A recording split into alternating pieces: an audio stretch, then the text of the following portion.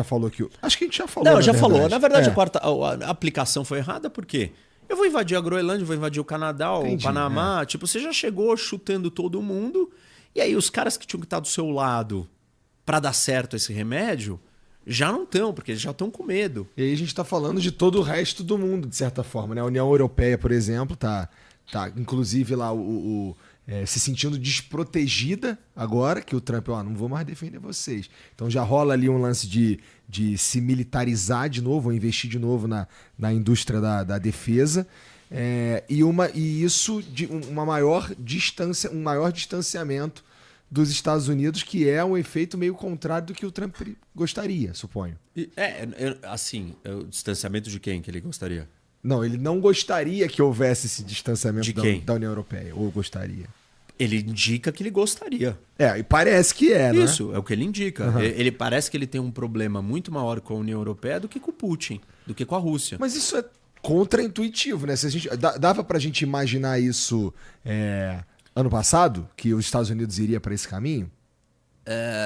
Ele falou tudo que ele está fazendo, ele falou na campanha. Absolutamente tudo. Não teve nada que ele não fez até agora que ele não tinha falado que ele ia fazer. Todo mundo achou que era retórica, exagero, que não ia ser. Ele falou cada coisa dessas. Por isso que tem uma fala dele que me preocupa muito, que é sobre Taiwan. Uma das falas dele na campanha é: os Estados Unidos não têm a obrigação de defender Taiwan. Ele falou isso. Ele vai levar isso a cabo? Se a gente misturar com o começo da conversa sobre inteligência artificial, ele pode colocar os Estados Unidos num lugar muito perigoso. E essa é a aposta de Taiwan. Taiwan acha que por mais que o Trump não queira, ele não pode se dar o luxo de não ter os semicondutores dele.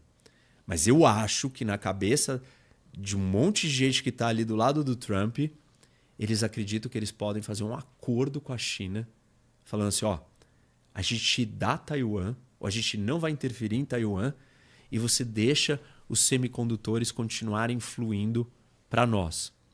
Óbvio que é um problema, porque a China também quer esses semicondutores. E se a China for lá e ocupar Taiwan, os semicondutores não continuam sendo fabricados. Porque quem opera a fábrica são os taiwaneses. E os taiwaneses invadidos, ou eles vão sabotar as máquinas, um monte de coisa vai acontecer. Não necessariamente todo mundo vai ficar bonzinho e falar, tá bom, agora fomos dominados pela China e tá tudo bem. Uns vão se recusar, outros vão ser mortos, outros vão sabotar, outros vão quebrar a máquina, outros não vão fazer o negócio direito. Então, não vai funcionar. Não é simples assim, essa troca. Mas tem muita gente ali bem louca do lado do Trump.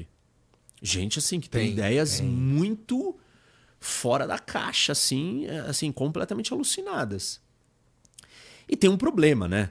Que é um problema da política do mundo hoje, que eu tenho dito, que a gente não está vivendo uma era de política baseada em ideologia.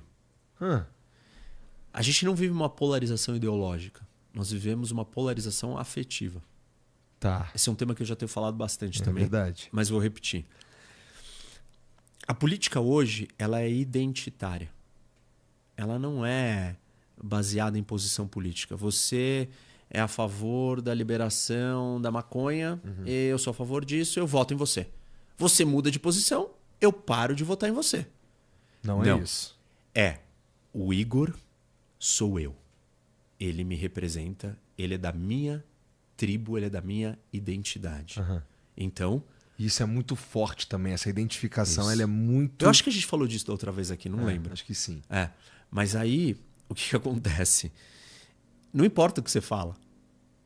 Eu já não faz mais diferença para mim se você falar que você é a favor ou contra a liberação da maconha, tanto faz para mim. Porque eu só tô preocupado quem tá falando é você. E nessa história, o que acontece? O Trump e a turma dele olham para o Putin e falam: o Putin é mais parecido com a gente do que a União Europeia. A União Europeia é um bando de woke. E o Putin é um conservador, família, religioso, forte, másculo. E então, ele tem mais a ver com a gente. A distinção, o critério de distinção não é se é democrático ou não. Nós estamos vivendo uma outra era. Ser democrático ou não é uma posição política. Não vivemos na era da política como posição, ou de políticas públicas. Vivemos na era da política identitária, que é uma política emocional. Que momento. E aí, bom, tá bom. Então a gente falou bastante dos Estados Unidos, falamos bastante de China e tudo mais. Agora,